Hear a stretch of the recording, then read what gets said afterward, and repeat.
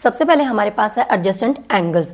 Adjacent angles क्या होते हैं? ऐसे एंगल जो क्या होते हैं बिल्कुल साथ साथ होते हैं, उन्हें हम क्या कहते हैं? Adjacent angles. तो एडजेसेंट जो वर्ड है उसका मीनिंग ही बच्चों क्या होता है? साथ साथ। तो जैसे कि अगर मैंने यहाँ पे बनाया है, मान लीजिए यहाँ पे क्या है, मैंने इस तरीके से एंगल्स बनाए, तो यहाँ पे ये, तो सपोज करो ये वाला एक एंगल है और यहाँ पे एक एंगल है, तो आप देख सकते हो कि ये वाला एंगल और ये वाला एंगल बिल्कुल क्या एक दूसरे के साथ साथ हैं। तो ये जो दोनों एंगल्स है बच्चों वो क्या हमारे एडजेसेंट एंगल्स। अब सपोज कीजिए मैंने यहाँ पे फिर से एक एंगल और बना दिया, तो यहाँ पे एक एंगल और बनाया, अगर मैं इनको नेमिंग दे दूँ, इसको 1 2 एंड ये वाला 3, तो आप देख सकते हो कि एंगल 1 और 2 जो है वो क्या बिल्कुल साथ साथ है, तो ये दोनों एडजेसेंट है। 2 और 3 साथ साथ है तो ये भी एडजेसेंट है, लेकिन 1 और जो 3 है वो क्या साथ साथ नहीं है, तो ये दोनों एडजेसेंट नहीं है। अब हमारे पास क्या होता है, जो एडजेसेंट एंगल्स होते हैं ना, उनके क्या होते हैं, कुछ प्रॉपर्टीज होती हैं। जैसे कि पहली जो प्रॉपर्टी है वो क्या होती है? Common vertex. पहली बात तो बच्चों वर्टेक्स क्या होता है? देखो वर्टेक्स क्या होता है, जब भी हमारे पास कोई दो लाइंस जो है जिस पॉइंट पे क्या वो मीट करते हैं और जहाँ पे एंगल बनता है, तो वो जो पॉइंट है ना उसी को हम लोग क्या बोलते हैं? वर्टेक्स। ठीक है, तो अब यहाँ पे क्या होता है, जो एडजेसेंट एंगल्स होते हैं उनका कॉमन वर्टेक्स होता है। अब जैसे कि मान लीजिए अगर मैं बात कर रही हूँ एंगल 2 और एंगल 3 की, अगर मैंने दो ये एडजेसेंट एंगल्स लिए, तो यहाँ पे क्या है, अगर एंगल 2 को मैं देखूँ तो ये वाला एंगल 2 है, तो इसका वर्टेक्स हो गया ये वाला। अगर मैं एंगल 3 को देखूँ तो ये है, तो इसका वर्टेक्स हो गया ये वाला। तो आप देख सकते हो वर्टेक्स वो क्या है? कॉमन है, तो इसीलिए इनका क्या होगा? Common vertex. दूसरी जो प्रॉपर्टी है वो क्या होती है? Common arm. तो कॉमन आर्म का मतलब क्या होता है? आर्म जो होती है वो क्या होते हैं, यहाँ पे इनकी जो साइड्स ही है, यानी कि जो लाइन है उसी को हम लोग कह रहे हैं। तो एक आर्म जो होते हैं वो क्या कॉमन होते हैं। कौन सी आर्म होगी? जैसे कि अगर मैं एंगल 2 की बात करूँ तो इसमें क्या होते हैं? ये वाली है, और अगर एंगल 3 देखूँ तो ये क्या इन दोनों आर्म से मिलकर बना हुआ है। तो आप देख रहे हो बच्चों ये वाली जो आर्म है ये क्या दोनों के लिए कॉमन है, ये एंगल 2 के अंदर भी आ रही है और ये आर्म एंगल 3 के अंदर भी आ रहा है, तो ये हमारी कॉमन आर्म हुई। ये होती है सेकंड प्रॉपर्टी। तीसरी जो प्रॉपर्टी है वो क्या होती है? Non common arm on the either side of the common arm. अब इसको ध्यान से समझना, क्या कह रहे हैं कि हमारे पास क्या होता है, ये तो होगी कॉमन आर्म। अगर मैं एंगल 2 को देखूं तो ये जो कॉमन आर्म है इसके अलावा एक और आर्म है इस एंगल 2 की, तो ये हमारी क्या है? नॉन कॉमन आर्म, क्योंकि ये सिर्फ एंगल 2 के अंदर है, ये वाली जो एंगल 3 के अंदर नहीं आ रही है। अगर मैं एंगल 3 को देखती हूँ तो इसके अंदर ये वाली जो आर्म है ये सिर्फ एंगल 3 के अंदर आ रही है, एंगल 2 के अंदर नहीं आ रही है, तो ये भी क्या है? Non common arm. मैंने शॉर्टकट में लिखा है भी नॉन कॉमन आर्म है ये। तो इसीलिए क्या होता है, यहाँ पे दो नॉन कॉमन आर्म्स होती हैं और वो क्या होगी? On the either side of the common arm. ये जो कॉमन आर्म है बच्चों उसके क्या होगी? ईदर साइड, यानी कि एक साइड, एक इस साइड होगी एक इस साइड होगी, यानी कि कॉमन आर्म बीच में होनी चाहिए और जो दोनों नॉन कॉमन आर्म है वो क्या है? इसके दोनों साइड्स में होनी चाहिए। तो अगर इस तरीके से तीनों प्रॉपर्टीज क्या किसी के अंदर फुलफिल हो रही है, तो यानी कि वो जो दो एंगल्स है वो क्या होते हैं? हमारे एडजेसेंट एंगल्स। अब जैसे कि नीचे क्या एक और एग्जाम्पल देख लेते हैं कि हम यहाँ पे क्या दो एंगल्स बच्चों ड्रॉ किए हुए हैं, एक है एंगल 1 और एक है ये वाला पूरा कंप्लीट एंगल 2। तो हमें ये बताना है कि क्या एंगल 1 और एंगल 2 एडजेसेंट है। तो देखो इसके लिए हमने फिर से तीनों प्रॉपर्टीज को चेक करना है। पहली तो क्या है कि क्या इनके पास कॉमन वर्टेक्स है। तो आप देख सकते हो कि अगर मैं एंगल 1 की बात करती हूँ तो एंगल 1 का वर्टेक्स है ये वाला, और अगर एंगल 2 की बात करती हूँ तो इस पूरे एंगल की, तो इसका वर्टेक्स भी यही है, तो यानी कि इसके पास कॉमन वर्टेक्स तो है। दूसरी बात आती है कॉमन आर्म की। तो अगर मैं इसकी बात करती हूँ तो इसके अंदर क्या है? ये वाली दोनों आर्म्स है। अगर मैं कंप्लीट एंगल 2 की बात करती हूँ तो इसके अंदर ये वाली और ये वाली आर्म है। तो आप देख रहे हो कि ये वाली जो आर्म है ये एंगल 1 के अंदर भी आ रही है और एंगल 2 के अंदर भी आ रही है, तो ये हुई हमारी कॉमन आर्म। अब तीसरी क्या होती है? नॉन कॉमन आर्म आइडेंटिफाई करते हैं। तो अगर मैं एंगल 1 की बात करूँ तो ये वाली तो होगी कॉमन आर्म। दूसरी इसके अंदर कौन सी है? ये वाली है, तो ये इसकी क्या है? Non common arm.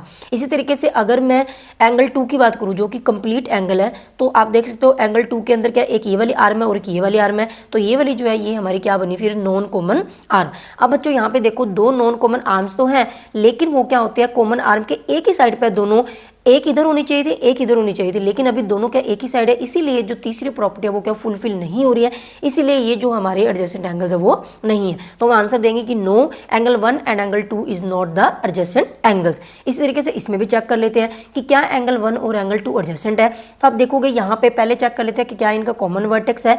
तो एंगल जो 1 है इसका वर्टेक्स है ये वाला, और अगर मैं एंगल 2 की बात करूँ तो इसका वर्टेक्स है ये वाला। तो एंगल 1 का और एंगल 2 का दोनों का वर्टेक्स क्या अलग अलग है ना, कॉमन वर्टेक्स ही नहीं है, तो इसका भी आंसर क्या आएगा? नो। और अगर हमसे रीजन पूछेंगे तो हम ये लिख देंगे because their vertex is not common, ठीक है। तो अगर किसी भी क्वेश्चन में आपसे रीजन पूछेंगे तो जो भी प्रॉपर्टी फुलफिल नहीं हो रहा है उसका आपने रीजन लिख देना है। उसके बाद बच्चों हमारे पास है लीनियर पेयर का कॉन्सेप्ट कि लीनियर पेयर्स क्या होते हैं। तो देखो बच्चों हमारे पास क्या होते हैं, ऐसे एंगल्स जिनका सम जो है वो क्या बनता है 180 बनता है ना, वो क्या फॉर्म करते हैं लीनियर पेयर, यानी कि वो लीनियर पेयर बनाते हैं। अब लीनियर पेयर को सिंपल लैंग्वेज में अगर मैं समझाऊं तो ऐसे दो एंगल जैसे कि मैंने यहाँ पे बनाया, आप देख सकते हो यहाँ पे एक एंगल 1 है एक एंगल 2 है, तो ऐसे दो एंगल्स या दो से ज्यादा भी हो सकते हैं। अगर बच्चों कोई जो एंगल्स है, दो या दो से ज्यादा जो एंगल्स है वो मिलके क्या करे, नीचे एक बिल्कुल स्ट्रेट लाइन बना दे, तो हम कहेंगे कि वो जो दोनों एंगल्स है वो क्या बना रहे हैं, लीनियर पेयर बना रहे हैं। तो लीनियर पेयर के नाम में ही पड़ा है, लीनियर के नाम में ही पड़ा लाइन, तो जो नीचे स्ट्रेट लाइन बना दे ऐसे एंगल्स को हम लोग क्या बोलते हैं, वो क्या बना रहे हैं, लीनियर पेयर बना रहे हैं। तो यहाँ पे क्या होता है, अगर कोई दो एंगल्स लीनियर पेयर बना रहे हैं तो उनका जो सम होगा वो कितना होता है, हमेशा 180। ये आपने याद रखना है कि अगर कोई दो एंगल्स क्या है, दोनों एंगल्स का सम 180 बन रहा है तो वो लीनियर पेयर बनाएंगे, और अगर कोई दो एंगल्स लीनियर पेयर बना रहे हैं तो उनका जो सम होगा वो क्या होगा, 180 होगा। एक और एग्जांपल ले लेते हैं। अब सपोज करिए मैंने ऐसे बनाया यहाँ पे, जैसे कि सपोज करो मैंने इस तरीके से बना दिया यहाँ पे, तो अब मैंने यहाँ पे एंगल 1 लिया और ये वाला लिया मैंने एंगल 2, तो आप देख सकते हो कि अगर मैं एंगल 1 और एंगल 2 को कंबाइन करती हूँ तो इतना एंगल बनेगा। लेकिन बच्चों ये जो एंगल है दोनों मिलके क्या नीचे स्ट्रेट लाइन नहीं बन रहे, इस तरीके से लाइन बन रही है ना, स्ट्रेट नहीं है, तो यानी कि ये जो है वो क्या लीनियर पेयर नहीं बना रहे हैं। ठीक है, इस तरीके से हमने क्या आइडेंटिफाई करना है। अगर मैं यहाँ पे इस तरीके से ये मैंने लाइन ड्रॉ करी, यहाँ पे सपोज करो मैंने दो एंगल लिए, तो यहाँ पे क्या एंगल 1 हो गया, ये एंगल 2 हो गया, सपोज करो ये वाला एंगल 3 हो गया। तो अगर यहाँ पे आप देख सकते हो कि एंगल 1 एंगल 2 और एंगल 3 तीनों को अगर मैं कंबाइन करूँ इस तरीके से, तो यहाँ पे क्या बनेगा, हाफ सर्कल बन रहा है, यानी कि नीचे क्या बन रही है, एक स्ट्रेट लाइन बन रही है। अगर स्ट्रेट लाइन बनेगी तो जो तीनों एंगल्स है वो क्या बना रहे हैं, लीनियर पेयर बना रहे हैं। अगर लीनियर पेयर बनाएंगे तो इनका जो सम होगा तीनों को वो क्या होगा, 180। इसी तरीके से इसको हम चाहे जितने मर्जी और चीज़ों के अंदर डिवाइड कर ले, यानी कि अगर मैं यहाँ पे एक लाइन और भी ड्रॉ कर दूँ तो ये एंगल 3 हो गया, ये नया एंगल बन जाएगा, इसको हम 4 नाम दे देते हैं। तो अब भी क्या होगा, एंगल 1 2 3 और 4 जो वो क्या लीनियर पेयर ही बना रहे हैं, तो अभी भी इनका जो सम होगा वो क्या होगा, 180। ठीक है, तो यहाँ पे हम इस तरीके से लिखेंगे जो सबका सम है वो कितना होगा, 180। तो अगर नीचे स्ट्रेट लाइन बन रही है, इसको आप जितने मर्जी आगे डिवाइड करते जाओ, लेकिन अगर आप अल्टीमेटली जब सबको ऐड करोगे तो वो क्या बनाएंगे, लीनियर पेयर बनाएंगे, और उनका जो सम होता है वो कितना होता है, 180। अब यहाँ पे क्या नीचे क्वेश्चंस दिए हुए हैं, which pair of the angles form a linear pair. तो पेयर्स दिए हुए हैं, हमें ये बताना है कि लीनियर पेयर कौन सा बना रहा है। तो सिंपली हमने क्या है, उनका टोटल करके देख लेना है। जैसे कि यहाँ पे दो एंगल दिए हुए हैं 60 एंड 60, अगर मैं इनको टोटल करती हूँ तो 60 एंड 60 कितने होते हैं, 120, which is not equal to 180। तो 180 के इक्वल नहीं, अगर 180 के इक्वल नहीं है तो यानी कि बच्चों ये जो है वो क्या लीनियर पेयर नहीं बना रहा है, तो आंसर आएगा नो। इसी तरीके से इसके अंदर भी चेक कर लेते हैं। तो दोनों एंगल्स का आपने क्या करना है, सम करना है। तो एक दिया हुआ 115, दूसरा दिया हुआ 65। तो अगर हम इनको क्या ऐड करते हैं तो आप देख सकते हो 5 और 5 10, 6 7 और 8, यहाँ पे इनका जो सम है वो कितना बनता है, 180। और अगर 180 बनेगा तो yes they will form a linear pair. Next हम लोग क्या देख लेते हैं, वर्टिकली ऑपोजिट एंगल्स क्या होते हैं। तो वर्टिकली ऑपोजिट एंगल्स को शॉर्टकट में हम लोग ऐसे भी लिख देते हैं कई बार, V.O.A, यानी कि वर्टिकल ऑपोजिट एंगल्स। तो वर्टिकल ऑपोजिट एंगल्स बच्चों सिंपली क्या होते हैं, आमने सामने वाले एंगल्स। इसमें क्या होता है, जब भी हमारे पास इस तरीके से कोई दो लाइंस क्रॉस बनाती है, यानी कि क्रॉस ऐसे बनेगा, एक्स बनेगा, तो वहां पे क्या होता है, बिल्कुल आमने सामने वाले जो एंगल्स होते हैं ना, अगर मैं यहाँ पे एंगल बनाऊं और यहाँ पे एंगल बनाऊं तो ये एंगल देखो बिल्कुल एक दूसरे के क्या आमने सामने है। तो ये जो दोनों एंगल्स है बच्चों, ये क्या हमारे वर्टिकल ऑपोजिट एंगल्स। इसी तरीके से अगर मैं यहाँ पे बनाऊं तो ये वाला एंगल और ये वाला एंगल, ठीक है, अगर आप एरो ड्रॉ करोगे एक इधर है और एक बिल्कुल इसके ऑपोजिट है, तो ये हमारे क्या होता है, वर्टिकल ऑपोजिट एंगल्स। ठीक है, तो वर्टिकल ऑपोजिट एंगल्स हमेशा तभी बनते हैं जब दो लाइंस क्या है एक दूसरे के साथ इस तरीके से क्रॉस बनाएगी। तो कहीं भी अगर आपको दो पूरी लाइंस का क्रॉस दिखाई दे तो आपको वहां पे ही सिर्फ वर्टिकल ऑपोजिट एंगल्स देखने को मिलेंगे। ठीक है, और वर्टिकल ऑपोजिट एंगल्स की एक और खासियत होती है कि ये हमेशा क्या होते हैं, इक्वल होते हैं, यानी कि जितना एंगल ये वाला है उतना ही एंगल ये वाला होगा। तो अगर मैंने बोल दिया कि ये एंगल 40 डिग्री है तो दैट मीन्स ये वाला जो एंगल है वो भी कितना होगा, 40 डिग्री। ठीक है, इस तरीके से आपने क्या ये क्वेश्चन मतलब कि इस कॉन्सेप्ट को यूज करना है। तो हमारे पास क्या जो एक्सरसाइज 5.1 है उसके क्वेश्चन नंबर 9 से हम लोग शुरू कर रहे हैं। जो जितने भी हमने कॉन्सेप्ट पढ़े उनके बेस्ड जितने भी इसमें क्वेश्चंस है। तो क्वेश्चन नंबर 9 के अंदर है इन द एडजॉइनिंग फिगर। तो हमारे पास क्या ये वाली फिगर बनी हुई है, तो हमें बताना है बच्चों, पहला जो है is angle 1 adjacent to angle 2, क्या एंगल 1 और एंगल 2 एडजेसेंट एंगल्स है, यानी कि क्या ये बिल्कुल साथ साथ वाले एंगल्स हैं। तो हम चेक करेंगे। तो हम देख लेते हैं कि एंगल 1 और 2 है कहाँ पे। पहली बात तो ये रहा एंगल 1 और ये हमारा है एंगल 2। तो इसमें क्या है, बिल्कुल साथ साथ है। तो पर देख के सिर्फ नहीं बता सकते, तीनों कंडीशंस आपने चेक करनी है कि इनका क्या कॉमन वर्टेक्स है या नहीं है, जो मैंने आपको क्या थोड़ी देर पहले बताया था। ये तीनों कंडीशंस हम चेक करेंगे। अगर ये तीनों कंडीशंस फुलफिल होगी तो ये हमारे क्या होंगे, एडजेसेंट एंगल्स होंगे। ठीक है, तो यहाँ पे क्या होगा, अगर मैं बात करूं तो आप देख सकते हो एंगल 1 के लिए जो वर्टेक्स है वो ये वाला है, एंगल 2 के लिए जो वर्टेक्स है वो ये वाला है, यानी कि दोनों के पास क्या ये जो वर्टेक्स है वो क्या कॉमन है।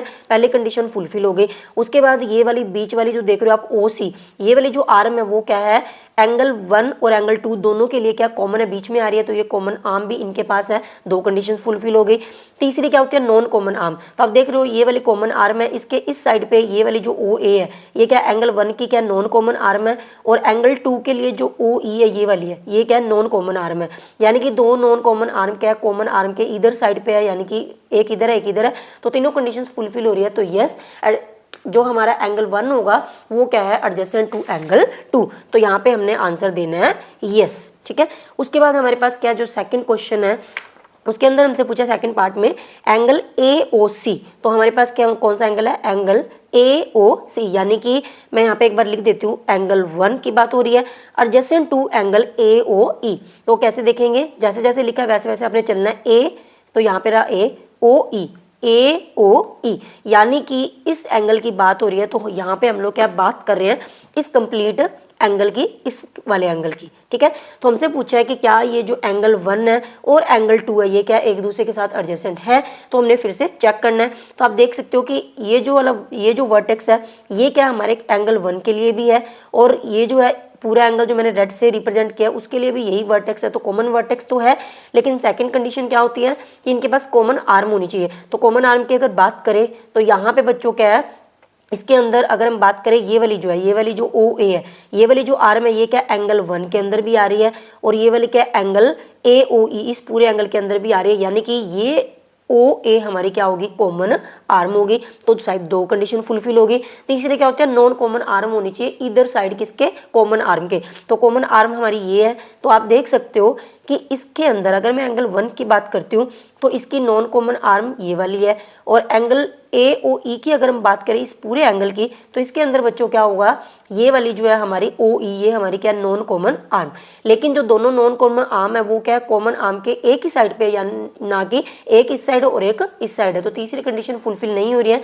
तो इसका जो आंसर आएगा वो क्या आएगा, नो, ये क्या है एडजेसेंट नहीं है। ठीक है, इस तरीके से आपने क्या तीनों कंडीशंस को चेक करना है।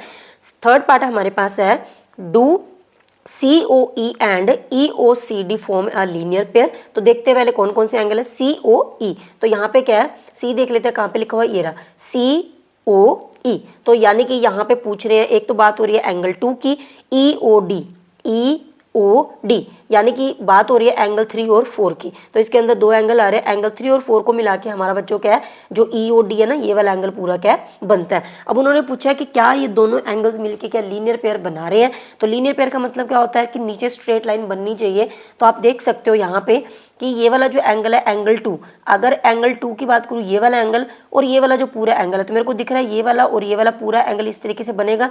और ये देखो आप नीचे बिल्कुल क्या स्ट्रेट लाइन बन रही है। तो अगर स्ट्रेट लाइन बनेगी तो दैट मीन्स ये क्या लीनियर पेयर बनाएंगे। तो यस, ये लीनियर पेयर बनाएंगे। अगर मैं यहाँ पे आपको दोबारा से थोड़ा सा बताऊँ तो इस तरीके से है, ये वाली हमारी थी EO और इधर बच्चों हमारा क्या है D, और इस तरीके से हमारा क्या है B। तो यहाँ पे ये है एंगल 2 और यहाँ पे ये बना हुआ है 3 और ये बना हुआ है 4। तो उन्होंने एक ये वाला एंगल पूछा और ये कंप्लीट एंगल पूछा। तो आप देख सकते हो ये वाला और ये वाला मिलके क्या है एक स्ट्रेट लाइन बनाएंगे। तो दैट मीन्स ये क्या लीनियर पेयर बनाएंगे। तो हम लिख देंगे कि यस। ठीक है, उसके बाद हमारे पास क्या फोर्थ पार्ट है RBOD। BOD कहाँ पे है, BOD, यानी कि एंगल 4 की बात हो रही है। एंड DOA, DOA कहाँ पे देख लेते हैं, DOA यानी कि एंगल 5। तो एंगल 4 और 5 हमसे पूछ रहे हैं कि क्या सप्लीमेंट्री है। तो अगर इनका सप्लीमेंट्री, मैंने आपको बताया था पिछले पार्ट में जो हमने फर्स्ट वीडियोस का करा था कि सप्लीमेंट्री एंगल्स कौन से होते हैं बच्चों, ऐसे एंगल्स जिनका सम कितना बनना चाहिए 180। तो ऐसे मैंने याद करवाया था ना 8 बनता है, तो सप्लीमेंट्री जिनका सम 180 होगा। तो अगर 4 और 5 का सम 180 बनेगा तो ये सप्लीमेंट्री है। तो यानी कि अगर ये स्ट्रेट लाइन बनाएंगे तो ये सप्लीमेंट्री होंगे ही होंगे, क्योंकि लीनियर स्ट्रेट लाइन का मतलब लीनियर पेयर बनाएंगे तो स्ट्रेट लाइन बनेगी, तो यानी कि इनका सम 180 होगा।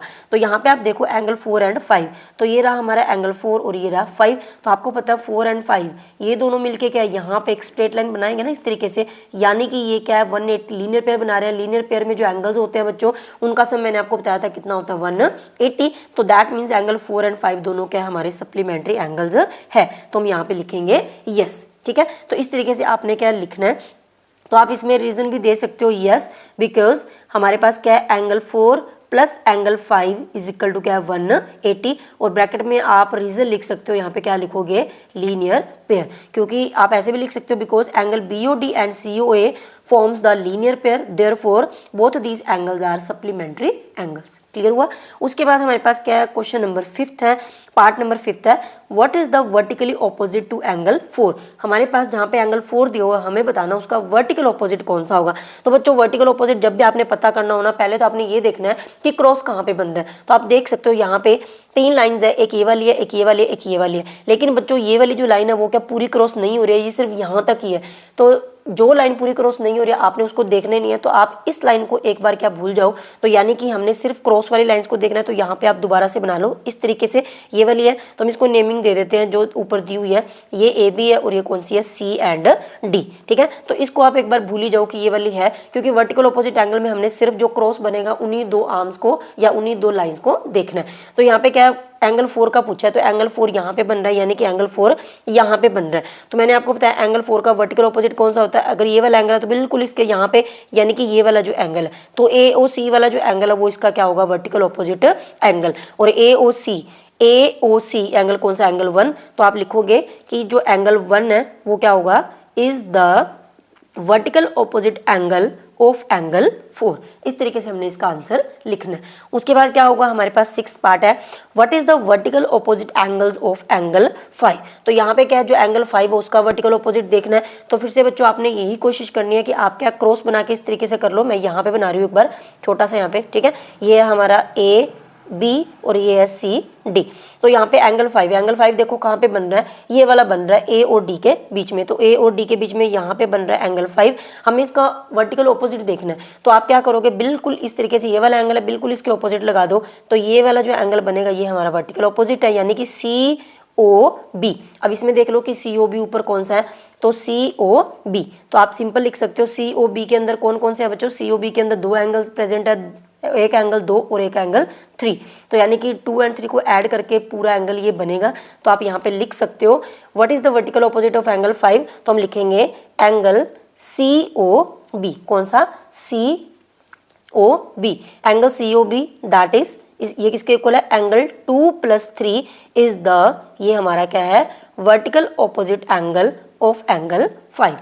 नेक्स्ट हमारे पास है question number 10th, indicate which pairs of the angles are vertical opposite angles and linear pair. तो यहाँ पे क्या है, ये वाली जो डायग्राम है नीचे बनी हुई है, तो हमें बताना है कि कौन से पेयर जो है एंगल्स के, पहला कौन सा पूछा हमसे, वर्टिकल ऑपोजिट एंगल्स। तो वर्टिकली ऑपोजिट एंगल्स का मतलब बच्चों बिल्कुल आमने सामने वाले एंगल, और ये कब बनते हैं, जब कोई 2 लाइंस पूरी क्या करते हैं, एक दूसरे को क्रॉस करते हैं, यानी कि क्रॉस का सिंबल जहाँ पे बनेगा। तो यहाँ पे आप देख सकते हो कि यहाँ पे एक तो ये वाली लाइन है, एक ये वाली लाइन है, लेकिन ये वाली जो लाइन है वो क्या पूरी क्रॉस नहीं कर रही है। तो इस लाइन को एक बार के लिए आप क्या भूल जाओ, यानी कि इस लाइन को हमने नहीं देखना। तो वर्टिकल ऑपोजिट एंगल सिर्फ इन दोनों लाइनों के बीच में बनेंगे। तो आप देख सकते हो कि वर्टिकल ऑपोजिट एंगल्स कौन कौन से बन रहे हैं। अगर मैं यहाँ पे इसको दोबारा से बनाऊं तो कैसे लिखेंगे, ये वाली लाइन होगी और ये वाली कंप्लीट लाइन होगी। तो ये वाली जो लाइन है मैंने एक बार नहीं बनाई है क्योंकि ये पूरी क्रॉस नहीं करेगी।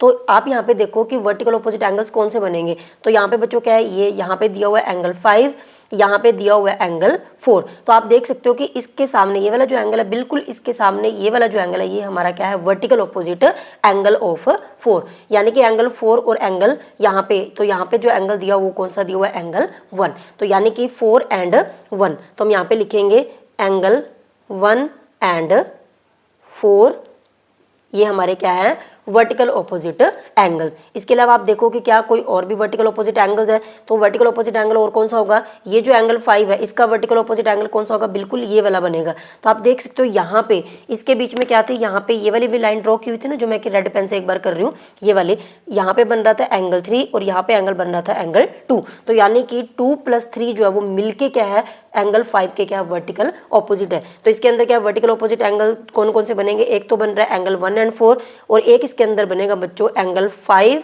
एंड आप दोनों को क्या सम करके लिखोगे एंगल 2 + एंगल 3। तो ये हमारे क्या बनेंगे वर्टिकल ऑपोजिट एंगल्स। उसके बाद क्या सेकंड पार्ट के अंदर हमसे पूछा है लीनियर पेयर्स, कि ऐसे कौन से एंगल्स है जो मिलके लीनियर पेयर बनाएंगे। तो लीनियर पेयर का मतलब मैंने आपको बताया था, लीनियर के वर्ड में नाम में ही आता है जो लाइन, यानी कि जो लाइन बनाएंगे स्ट्रेट लाइन बनाएंगे। तो आप यहाँ पे देख सकते हो, अगर हम इसको देखें तो यहाँ पे क्या ये बिल्कुल एक स्ट्रेट लाइन है, पहले आप इसके ऊपर फोकस करो बिल्कुल। तो इसके ऊपर देखो कौन कौन से दो एंगल बन रहे हैं, एक तो एंगल 1 और एक एंगल 5। एंगल 1 और एंगल 5 मिलके क्या बना रहे हैं, एक स्ट्रेट लाइन को बना रहे हैं। तो यानी कि 1 और 5 है वो क्या बना रहे हैं, लीनियर पेयर। तो इसके अंदर भी हमारे पास क्या 3-4 चीजें बनेगी, तो मैं ABC से कर लेते हैं, ठीक है। तो यहाँ पे क्या बनेगा, पहला बन रहा है एंगल 1 एंड एंगल 5, ये हमारे लीनियर पेयर बनाएंगे।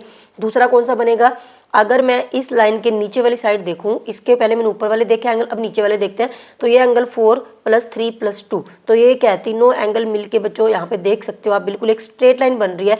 तो ये जो है पूरे क्या बनाएंगे लीनियर पेयर। इसके अंदर कितने आ रहे हैं, 3 एंगल है, 2, 3 और 4। तो हम लिखेंगे एंगल 2, एंगल 3 एंड एंगल 4, ये वाले मिलके क्या बना रहे हैं, लीनियर पेयर बना रहे हैं। इसके अलावा और भी हो सकते हैं, इसके अंदर देख लेते हैं। अब हमने इस लाइन के ऊपर नीचे के लीनियर पेयर देख लिए, अब हम इस लाइन को लेते हैं।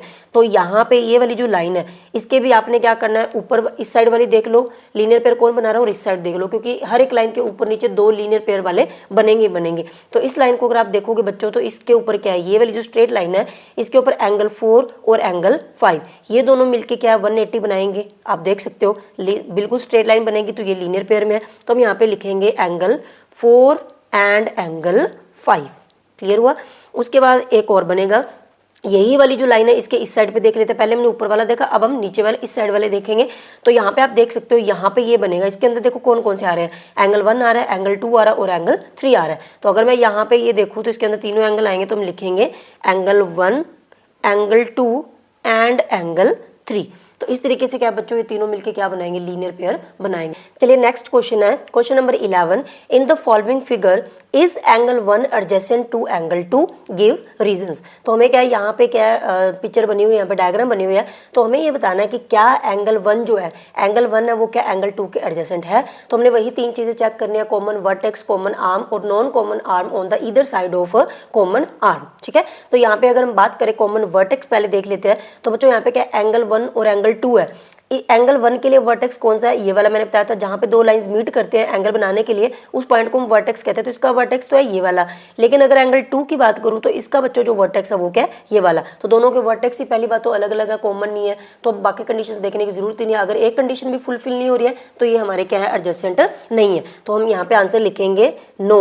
इसका जो सोल्यूशन होगा क्या होगा, नो। उन्होंने पूछा था क्या एडजेसेंट है, no, angle 1 is not adjacent to angle 2। और उन्होंने रीजन भी पूछा, तो क्या लिखेंगे, because their vertex is, arm नहीं आएगा, vertex, their vertex is not common. क्यों, क्योंकि इनका जो वर्टेक्स है वही कॉमन नहीं है, तो इसीलिए ये हमारा क्या है, जो एडजेसेंट एंगल्स है वो नहीं है। उसके बाद नेक्स्ट क्वेश्चन है, question number 12, find the values of the angles x, y and z in the each of the following. तो नीचे क्या, जैसे कि पहला क्वेश्चन दिया हुआ है, तो यहाँ पे आप देख सकते हो इस तरीके से क्या 2 लाइंस क्रॉस करके है। इसमें हमें क्या, जो भी एंगल है एक्स वाई जेड है, जो भी अननोन एंगल है उसकी वैल्यू को क्या पता करना है। तो ऐसे क्वेश्चन के अंदर बच्चों जब भी हम वैल्यूज निकालते हैं ना, तो कई बार अलग अलग मेथड से ही निकलते हैं, क्योंकि वो डिपेंड करता है कि हमारे माइंड में कौन सा उस टाइम पे क्या यहाँ पे चीज़ आ रही है। जैसे कि अभी मैं आपको बताती हूँ, जैसे कि मान लीजिए यहाँ पे है, अगर मैं बात करूँ यहाँ पे क्या 2 लाइंस पूरी क्रॉस कर रही हैं, ठीक है। तो पहली बात तो ये है कि यहाँ पे क्या एडजेसेंट एंगल्स बन सकते हैं, जहाँ पे भी आपको क्रॉस दिखे ना वहाँ पे क्या है, सॉरी एडजेसेंट नहीं, वर्टिकल ऑपोजिट एंगल्स। जब भी क्या क्रॉस बने तो पहले वर्टिकल ऑपोजिट एंगल को जरूर चेक कर लो, क्योंकि वो सीधा इक्वली होते हैं। तो यहाँ पे क्या हो रहा है, ये दोनों लाइन है, ये क्या कर रहा है, क्रॉस बना रही है। अब ये जो एंगल है 55, इसके बिल्कुल ऑपोजिट एरो लगाओ तो ये कौन सा बन रहा है, एंगल एक्स बन रहा है, यानी कि 55 और एक्स क्या है, वर्टिकल ऑपोजिट एंगल है, तो यानी कि ये क्या होंगे, इक्वल होंगे। तो पहले हम लोग लिख देते हैं यहाँ पे कि x जो है वो किसके इक्वल है, x इज इक्वल टू 55, और ब्रैकेट में आप लिख दोगे क्या, वर्टिकली ऑपोजिट एंगल्स। ठीक है, तो ये आपने जरूर लिखना है, रीजन जरूर देना है, क्योंकि ये वर्टिकल ऑपोजिट एंगल है इसीलिए ये क्या इक्वल है। तो x की वैल्यू तो हमें पहले पता चल चुकी है। अब बात रही y और z की। अब y और z भी क्या है, वर्टिकल ऑपोजिट एंगल है, लेकिन दोनों में से एक की वैल्यू तो पता होनी चाहिए ना। तो उसके लिए हम क्या कर सकते हैं, यहाँ पे बच्चों देखो, जैसे कि ये वाला है, अब x की जगह पे मैं क्या लिख सकती हूँ, 55 लिख सकती हूँ, क्योंकि इसकी वैल्यू 55 आ चुके हैं। अब अगर आप देखो तो ये वाली जो लाइन है, इसके क्या होता है, इसके इस वाली साइड पे भी दो एंगल है, x और y। x की वैल्यू पता चल चुकी है, y की हमें पता करनी है। तो हमें पता है कि x और y दोनों मिलके क्या बना रहे हैं, एक स्ट्रेट लाइन बना रहे हैं, यानी कि लीनियर पेयर बनाएंगे, और जो लीनियर पेयर बनाएगा उसका सम क्या होता है, 180। इसी तरीके से नीचे भी क्या होगा, नीचे ये वाली जो लाइन है इसके नीचे वाली साइड देखें तो ये वाला 55 प्लस z है, दोनों मिलके क्या बनाएंगे, लीनियर पेयर बनाएंगे, तो इनका जो सम होगा वो क्या होगा, 180। क्यों, क्योंकि अगर इनका मैं एंगल ऐसे कंप्लीट करूँ तो ये हाफ सर्कल बन रहा है, नीचे स्ट्रेट लाइन बनेगी, तो ये लीनियर पेयर बनाएंगे। तो आप जैसे मर्जी कर सकते हो, सपोज करो मैंने नीचे वाला कर दिया अभी, तो यहाँ पे मैं लिख रही हूँ कि angle 55 plus angle z is equal to क्या होगा, 180, और ब्रैकेट में हम रीजन क्या देंगे, लीनियर पेयर, क्योंकि ये क्या बना रहे हैं, लीनियर पेयर बना रहे हैं, इसीलिए 55 plus z is equal to क्या होगा, 180। तो z की वैल्यू में पता करना, जिसकी वैल्यू में पता करना वो एज इट इज रखेंगे, इक्वल की जगह पे इक्वल आएगा, 180 की जगह 180 आया। ये जो 55 है बच्चों, इधर क्या था, प्लस का था, उधर जाके ये क्या हो जाएगा, माइनस का, तो यहाँ पे क्या आएगा, माइनस। अब 180 में से 55 को अगर आप माइनस करते हो तो यहाँ पे क्या बनेगा, 10, 10 में से 5 गए 5, यहाँ पे बचा 7, 7 में से 5 गए 2, और यहाँ पे बचा 1, तो वैल्यू कितनी आई, 125। तो ये हमारी क्या है, z की वैल्यू आ चुकी है।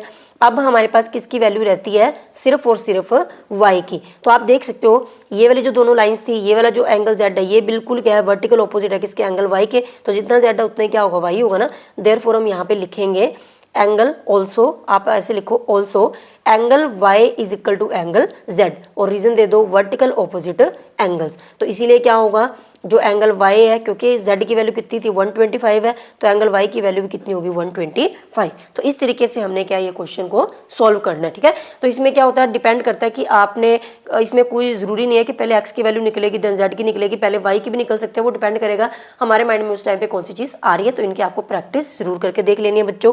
उसके बाद हमारे पास क्या सेकंड जो पार्ट है, इसके अंदर भी हमने क्या, जो अननोन चीज़ें एक्स वाई जेड वैल्यूज़ पता करनी है।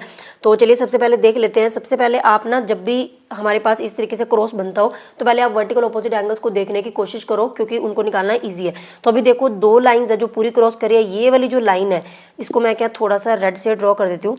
अब आप अगर इसको देखो बच्चों, तो ये वाली जो लाइन है ये क्या पूरी क्रॉस नहीं हो रही है, ये सिर्फ हाफ ही है।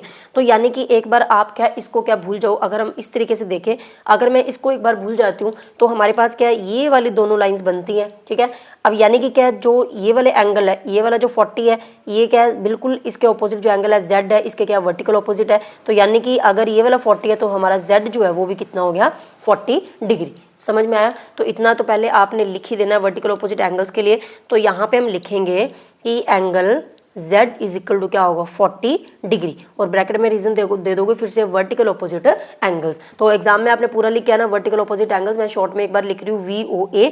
उसके बाद क्या, z की वैल्यू पता चल चुके हैं, यहाँ पे 40 लिख दिया। अब उसके बाद क्या होगा, y की वैल्यू में पता करनी है, लेकिन वर्टिकल ऑपोजिट एंगल के लिए भी जो y है, अगर बच्चों मैं फिर से इसके ऊपर क्या देखो इस तरीके से, अगर यहाँ पे ड्रॉ कर लेते हैं, चलो एक बार यहाँ पे ड्रॉ कर लेते हैं, ये जो दोनों लाइंस है इस तरीके से है। ठीक है, आप देख सकते हो यहाँ पे ये जो y बन रहा है इसका वर्टिकल ऑपोजिट एंगल कौन सा होगा, बिल्कुल ये पूरा एंगल। लेकिन आप देख सकते हो इस पूरे एंगल में यहाँ पे एक बीच में लाइन ड्रॉ की हुई है, यानी कि यहाँ पे है x और यहाँ पे है 25। तो y जो है वो किसके इक्वल होगा, y इक्वल होगा x प्लस 25 के। समझ आ रहा है? लेकिन हमें x और y दोनों की वैल्यू नहीं पता है, तो पहले हमें x और y दोनों में से एक की वैल्यू निकालनी पड़ेगी। तो फिर से हम क्या इस लाइन को देखेंगे, अगर आप इस लाइन को देखते हो तो उसके नीचे क्या है, ये वाला एंगल प्लस ये वाला एंगल दोनों क्या है मिलके क्या बना रहे हैं, स्ट्रेट लाइन बना रहे हैं ना, लीनियर पेयर बना रहे हैं। तो यानी कि इनका जो सम होगा वो क्या होगा, 180। तो पहले हम वही लिखेंगे, यहाँ पे हम लिखते हैं 40 degree plus y is equal to क्या होगा, 180, और रीजन यहाँ पे आप दे दोगे क्या, लीनियर पेयर। ठीक है, अब यहाँ पे क्या होगा, जो y है उसकी वैल्यू में निकालनी है, ये जो 40 इधर प्लस का इक्वल के उधर जाके ये क्या हो जाएगा, minus. So 180 -40 is equal to, तो 180 में से 40 को अगर माइनस करेंगे, 0 में से 0 गई, 8 में से 4 गए 4 और यहाँ पे आएगा 1, तो आंसर आया 140 डिग्री। तो y की वैल्यू भी अब हमने क्या निकाल दी है। तो अब हमने क्या पता करना है, x की वैल्यू रहती है, z की हमने फाइंड आउट कर ली। नाउ जैसे कि मैंने अभी आपको समझाया था, ये वाली जो दोनों लाइन पूरी क्रॉस बना रही थी, तो बच्चों यहाँ पे जो y है वो वर्टिकल ऑपोजिट एंगल है किसके, x + 25 के, क्योंकि ये पूरा एंगल बनेगा। तो आप यहाँ पे लिख सकते हो ऑल्सो, यहाँ पे हम लिखेंगे कि angle y is equal to है किसके इक्वल है, x + 25 के, और ब्रैकेट में आप रीजन दे दोगे वर्टिकल ऑपोजिट एंगल्स। ठीक है, अब यहाँ पे क्या होगा, y की जो वैल्यू वो कितनी निकाली है हमने, 140 डिग्री निकाली है, इज इक्वल टू x की जगह पे x है प्लस कितना आ जाएगा 25। अब ये जो 25 है ये प्लस का है, ये उस साइड पे जाके क्या हो जाएगा माइनस, क्योंकि हमें x की वैल्यू निकालनी है। जिस चीज़ की वैल्यू निकालनी हो उसे हमें क्या अलग करना है बाकी सारी चीज़ों से। तो यहाँ पे हम लिखेंगे 140 माइनस, ये इधर प्लस का था उधर जाके क्या हो जाएगा माइनस, इज इक्वल टू क्या आ जाएगा x। अब इसमें से अगर इसको आप माइनस करोगे 140 में से 25 को, तो यहाँ पे बना 10, 10 में से 5 गए 5, यहाँ पे बचा 3, 3 में से 2 गए 1 और यहाँ पे 1, यानी कि 115 इज इक्वल टू x। और इसे हम ऐसे लिख सकते हैं x इज इक्वल टू 115, क्योंकि अगर आप 3 इज इक्वल टू 4 सॉरी कुछ भी लिख रहे हो, मान लो मैं एग्जाम्पल दे रही हूँ, 2x इज इक्वल टू 3 है और 3 इज इक्वल टू 2x है, मीनिंग तो एक ही है ना। तो इक्वल में तो कैसे मर्जी लिख सकते हैं, लेफ्ट को राइट या राइट को लेफ्ट, तो मैंने वो लिख दिया। तो इस तरीके से हमारी जो x की वैल्यू बच्चों वो कितनी आई, 115 डिग्री। तो इस तरीके से हमने क्या ये क्वेश्चंस को करना है। नेक्स्ट हमारे पास है question number 13, fill in the blanks. तो यहाँ पे हमें क्या पहला दिया हुआ है, if two angles are complementary then the sum of their measures is dash. तो बच्चों देखो, अगर कोई दो एंगल्स हमारे क्या कॉम्प्लीमेंट्री होते हैं, तो हमें पता है कि दो एंगल्स जो कॉम्प्लीमेंट्री होते हैं उनका जो सम होता है वो कितना होता है 90। तो यहाँ पे आंसर आएगा 90। ठीक है, नेक्स्ट है if two angles are supplementary then the sum of their measures is, यानी कि अगर दो एंगल्स हमारे सप्लीमेंट्री होते हैं तो उनका जो सम है हमें पता है वो कितना होता है 180। तो अगर आपको इसमें कंफ्यूजन होता है तो मैंने आपको पहले भी बताया था, एक है कॉम्प्लीमेंट्री एक है सप्लीमेंट्री। ठीक है, तो एक कॉम्प्लीमेंट्री के अंदर 90 होता है, सप्लीमेंट्री के अंदर 180 वाला होता है। तो आप ऐसे याद रखो, एस से हम लोग क्या 8 बना सकते हैं, तो 8 वाला यानी कि 180 वाले क्या होते हैं सप्लीमेंट्री होते हैं, फिर कॉम्प्लीमेंट्री वाला कौन सा होगा 90 वाला। ठीक है, तो यहाँ पे हमारा कितना आएगा 180। थर्ड है two angles forming a linear pair are, कि दो एंगल्स जो क्या कर रहे हैं लीनियर पेयर को फॉर्म कर रहे हैं वो क्या होंगे। अब देखो यहाँ पे हमारे पास क्या, मान लीजिए हमें दिया हुआ है कि लीनियर पेयर बना रहा है, लीनियर पेयर यानी कि स्ट्रेट लाइन पे एंगल्स है। तो मान लीजिए मैंने यहाँ पे ऐसे लाइन ड्रॉ करी, तो ये दो एंगल हो गए हमारा, जैसे कि ये एंगल 1 है, सपोज करो ये एंगल 2 है। तो अगर मेरे दो एंगल्स जो है, two angles forming a linear pair, यानी कि एंगल 1 और 2 है वो क्या बना रहे हैं लीनियर पेयर बना रहे हैं। तो हमें पता है बच्चों जो लीनियर पेयर बनाते हैं उन दोनों एंगल्स का जो सम होता है वो कितना होता है 180। ये चीज़ हमें क्लियर है। तो ऐसे एंगल्स जिनका सम 180 होता है उन्हें हम क्या कहते हैं, अभी हमने देखा सप्लीमेंट्री। तो यहाँ पे हम क्या लिखेंगे सप्लीमेंट्री। ठीक है, तो यहाँ पे हम लिख देंगे सप्लीमेंट्री। उसके बाद है if two adjacent angles are supplementary they form a dash. हमें बोल रहे हैं कि दो एडजेसेंट एंगल्स है, दो क्या है एडजेसेंट एंगल्स है और वो सप्लीमेंट्री भी है। मान लीजिए इसी के एग्जांपल ले लेते हैं हम लोग कि अगर कोई दो एंगल है जो एडजेसेंट है यानी कि साथ साथ भी है और वो क्या सप्लीमेंट्री है। सप्लीमेंट्री यानी कि क्या दोनों का जो सम है एंगल 1 और 2 है उनका जो सम है वो कितना बनेगा 180। तो वो कह रहे हैं कि वो क्या बनाएंगे। तो अभी ये जो चीज़ है ना ये क्या बिल्कुल थर्ड वाले का ऑपोजिट है। इसमें हमें सप्लीमेंट्री दिया हुआ है, अगर कोई दो एंगल बच्चों सप्लीमेंट्री है तो यानी कि उनका सम 180 है और जिनका सम 180 होता है वो क्या बनाते हैं लीनियर पेयर ही बनाते हैं ना। तो दे फॉर्म अ, यहाँ पे हम क्या लिखेंगे लीनियर पेयर, बिल्कुल इसका ऊपर वाले का ऑपोजिट है ये।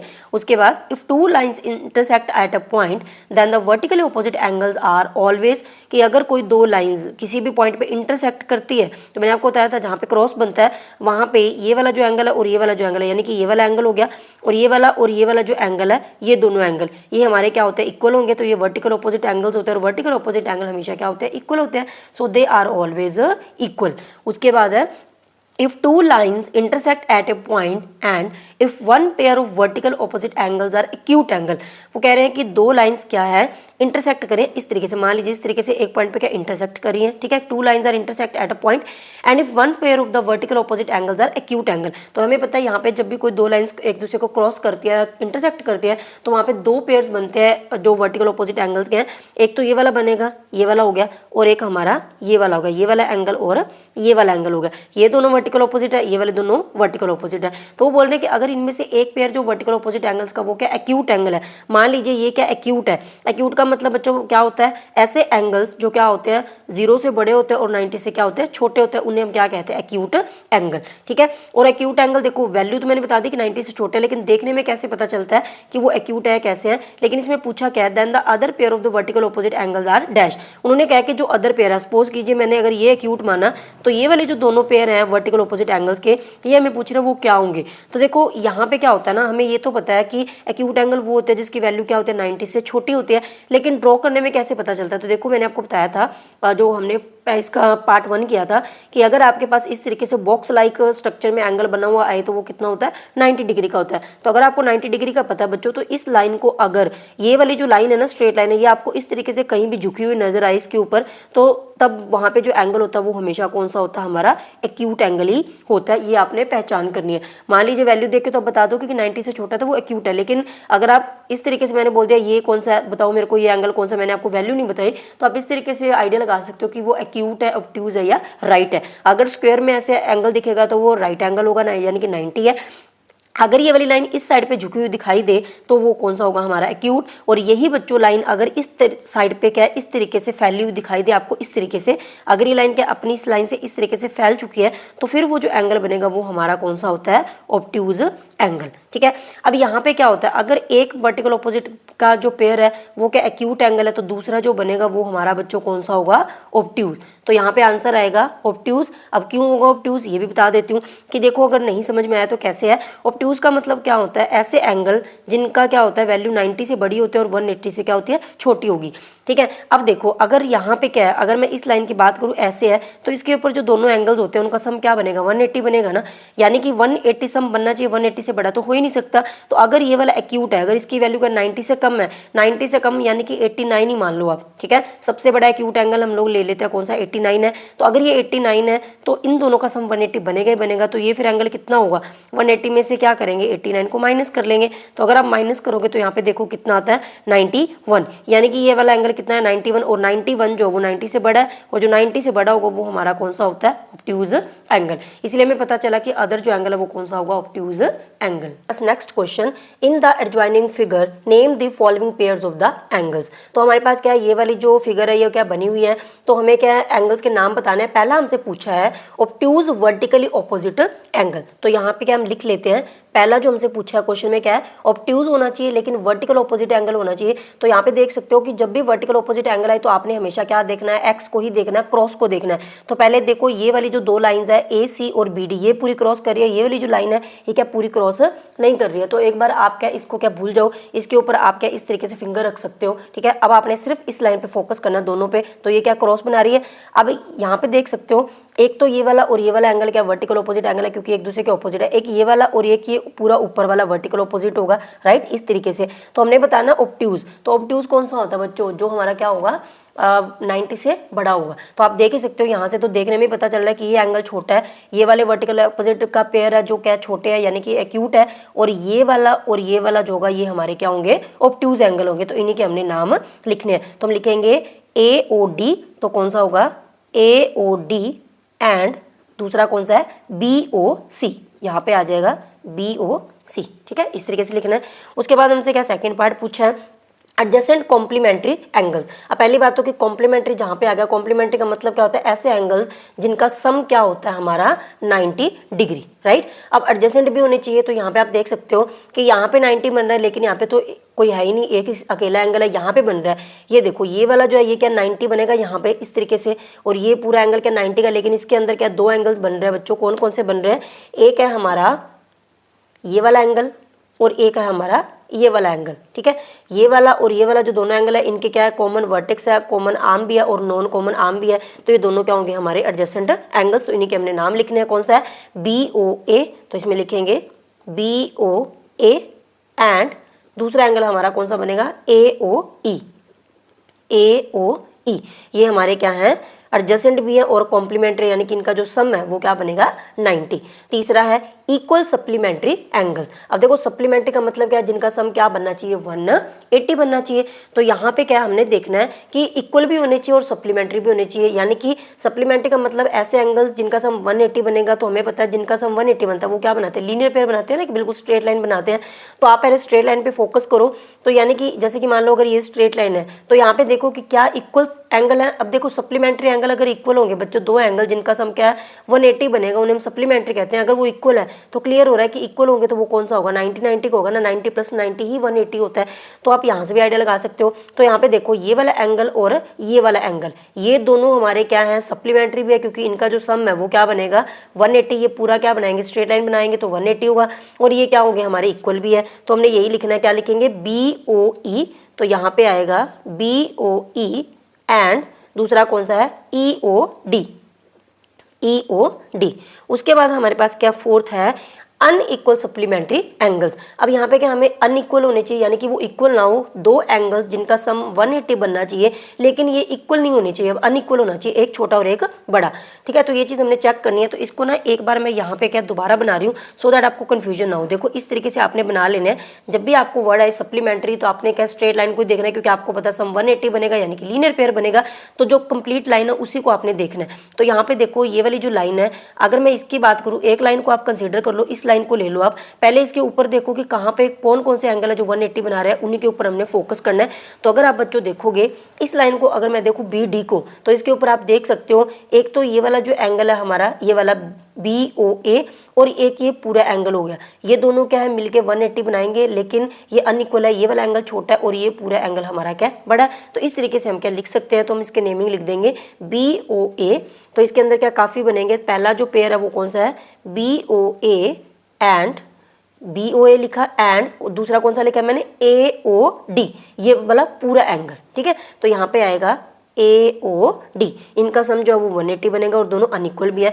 दूसरा और कौन सा होगा, इस लाइन के मैंने ऊपर वाले लिखे, अब इस लाइन के नीचे वाले देख लो आप। तो यहाँ पे क्या है, ये वाली जो लाइन है यहाँ पे C है, तो यहाँ पे देखो एक ये वाला पूरा एंगल बनेगा और एक ये वाला बनेगा, दोनों मिलके क्या 180 बनाएंगे ना। तो ये एंगल बड़ा है और ये क्या छोटा है, तो ये सप्लीमेंट्री भी है और अनइक्वल भी है, तो ये नाम लिख दो। तो ये कौन से हमारे BOC, ये वाला एंगल है BOC, और ऊपर है DOC। तो यहाँ पे लिख देंगे BOC एंड एंगल कौन सा, COD या DOC, कैसे मर्जी लिख सकते हो आप, कोई चक्कर नहीं है, बस सेंटर वाली चीज़ सेंटर में होनी चाहिए। इनको आगे पीछे आप कर सकते हो। उसके बाद क्या, C के अंदर तीसरा जो एंगल और बनेगा, और कौन सा बनेगा, अब इस स्ट्रेट लाइन को ले लो। पहले मैंने इस स्ट्रेट लाइन का लिया, इसके ऊपर वाले और नीचे वाले दोनों लिख दिए।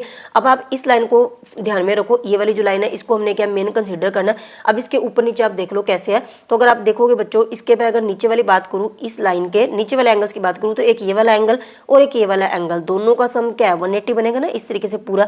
तो आप देखो कौन कौन से एंगल है। अगर मैंने इस लाइन की बात करी है तो मेरा एक ये वाला एंगल और एक ये वाला एंगल, दोनों का सम क्या होगा 180। तो हम लिखेंगे BOA, तो यहाँ पे लिखेंगे BOA एंड दूसरा जो एंगल होगा वो कौन सा होगा, BOC। इनका भी जो सम है वो क्या बनेगा 180 बनेगा, और दोनों अनइक्वल भी नहीं है, अनइक्वल है सॉरी, ये बड़ा है और ये छोटा है। इसके अलावा अभी एक और यहाँ पे बनेगा, कौन सा बनेगा, इस लाइन के मैंने नीचे वाले लिख दिया, अब इस लाइन के मैं ऊपर वाले लिखूंगी। तो इस लाइन को आपने ध्यान में रखना है, इस लाइन को ध्यान में रखो। तो ऊपर कौन सा बनेगा, यहाँ पे है, इस तरीके से दिया हुआ है। तो आप देख सकते हो एक ये वाला जो एंगल हो गया और एक ये पूरा एंगल हो गया। ठीक है, ये बड़ा है और ये छोटा है, दोनों मिला के क्या 180 बनाएंगे, तो सम भी कितना बनेगा 180। तो यहाँ पे आप कैसे लिखोगे, इस लाइन को ध्यान में रखो। तो सबसे पहले ये वाला जो एंगल है इसको लिखो AOE। तो यहाँ पे हम लिखेंगे बच्चों AOE एंड दूसरा कौन सा होगा हमारा EOC। कौन सा बनेगा, EOC। तो बस आपने एक स्ट्रेट लाइन को पकड़ लेना है, उसके ऊपर नीचे के दोनों लिख दो, दूसरी स्ट्रेट लाइन को पकड़ो, उसके ऊपर नीचे के दोनों लिख दो। इस तरीके से आप क्या सारे एंगल जो वो लिख सकते हो। उसके बाद हमारे पास क्या इसका फिफ्थ पार्ट है, adjacent angles that do not form a linear pair. अब हमसे पूछा कि एडजेसेंट भी होने चाहिए लेकिन वो लीनियर पेयर भी बनाना है, यानी कि स्ट्रेट लाइन नहीं बननी चाहिए। तो फिर से इसको क्या हम दोबारा से एक बार इस तरीके से कंसिडर कर लेते हैं सो दैट हमें कन्फ्यूजन ना हो। तो ये है हमारी AC और ये हमारी BD। ठीक है, अब हमें बताना है, ये वाली चीज़ है यहाँ पे है E। तो हमें बताना है कि लीनियर पेयर नहीं बनने चाहिए लेकिन एडजेसेंट होने चाहिए, यानी कि स्ट्रेट लाइन नहीं बननी चाहिए। तो बच्चों आप यहाँ पे देख सकते हो ये वाला जो एंगल है, ये वाला जो एंगल है और ये वाला जो एंगल है, ये क्या एडजेसेंट है और इनका जो सम है वो क्या है 90 या 180 नहीं है ना। तो ये लीनियर पेयर तो नहीं बनाएंगे। पहला तो हम यही लिख देते हैं इसके अंदर, कौन सा BOA। तो हम लिखेंगे BOA एंड दूसरा कौन सा होगा, AOE, AOE। उसके बाद दूसरा पेयर और कौन सा बना सकते हैं हम लोग, जैसे कि ये वाला एंगल और ये वाला एंगल, ठीक है, दोनों क्या है, एडजेसेंट है ना, ये वाला और ये वाला साथ साथ है, कॉमन वर्टेक्स भी है, कॉमन आर्म भी है, नॉन कॉमन आर्म भी है, तो ये वाला और ये वाला एडजेसेंट है, लेकिन जो इनका सम है वो क्या है, एक स्ट्रेट लाइन नहीं बन रही, इस तरीके से बन रही है, स्ट्रेट लाइन नहीं है नीचे, तो 180 तो नहीं है, तो AOE, तो यहाँ पे हम लिखेंगे AOE, एंड दूसरा हमारा कौन सा होगा, EOD, EOD, ठीक है। उसके बाद और भी बनेगा, तो और कौन सा हमारे पास, जैसे कि अगर मैं इसकी और इसकी बात करूं, इस एंगल की, अभी मैं डबल टिक लगा रही हूँ, ये वाला एंगल और ये वाला एंगल, ठीक है, तो ये वाला और ये वाला क्या एडजेसेंट भी है, लेकिन इनका जो सम है वो 180 नहीं है, क्योंकि आप देख सकते हो नीचे स्ट्रेट लाइन नहीं बन रही है, तो लीनियर पेयर नहीं है ये, तो कैसे लिखेंगे, EOD, तो यहाँ पे लिखेंगे EOD, एंड दूसरा कौन सा आएगा, DOC, तो यहाँ पे आएगा DOC। तो इस तरीके से बच्चों हम क्या है, यहाँ पे ये वाले जो एंगल्स है वो बन रहे हैं, तो ये 3 ही बन रहे हैं, यहाँ पे जो क्या है, लीनियर पेयर नहीं है लेकिन एडजेसेंट है। तो ये थे हमारे सारे क्वेश्चंस। आई होप कि आपको सारे क्वेश्चंस के अच्छे से समझ में आ गए हैं। अगर आपको कोई भी डाउट हो तो आप मुझे कमेंट्स में पूछ सकते हो। तो चलिए बच्चों, मिलते हैं नेक्स्ट वीडियो के अंदर। Till then take care, bye bye.